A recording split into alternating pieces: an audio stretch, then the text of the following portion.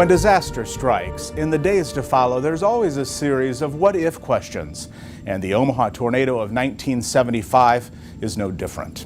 We're in the basement, the tornado shelter here at Westgate Elementary. The tornado destroyed this District 66 school. The shelter was not here at the time. But what if school had been in session? What if there had been students and teachers around? What if the tornado had struck sooner? Many shudder to even think about it. Now, things were different 40 years ago because there was no after-school program. So by 4 o'clock, the building was empty. Good thing, because a half hour later, this is all that was left of Westgate Elementary. And I'm just so thankful that this happened at 4:38 and not 2:38. If there had been kids in the school, if this had happened an hour earlier,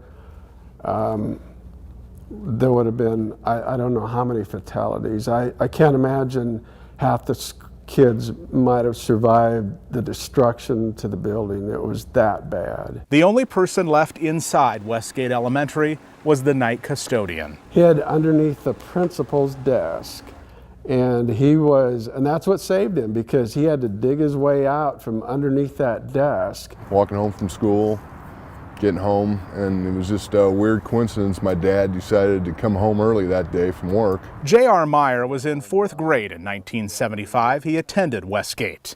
He lost his school and his home.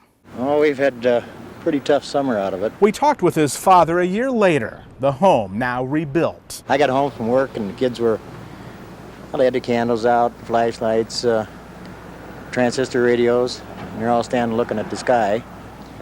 So we was a little scared. There's J.R. on the right in the striped shirt. His father never worked again after the tornado because of what happened as they huddled in the neighbor's basement. You could feel the debris hitting you because the house was completely demolished and ripped off the foundation.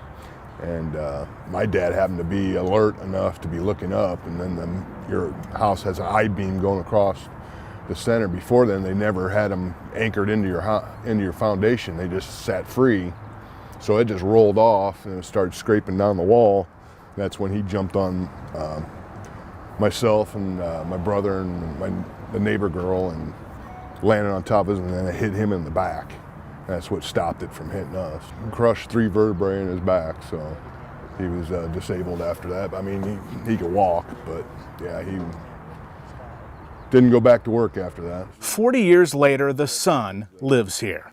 It's hard to let go. Everybody pretty much rebuilt and stayed, you know. Even like, I know several kids that have purchased their family's house.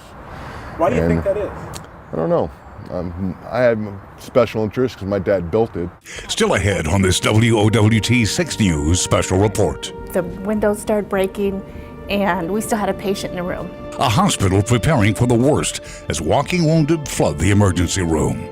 And the most popular book from the school library that no one reads when Omaha remembers the 1975 tornado returns.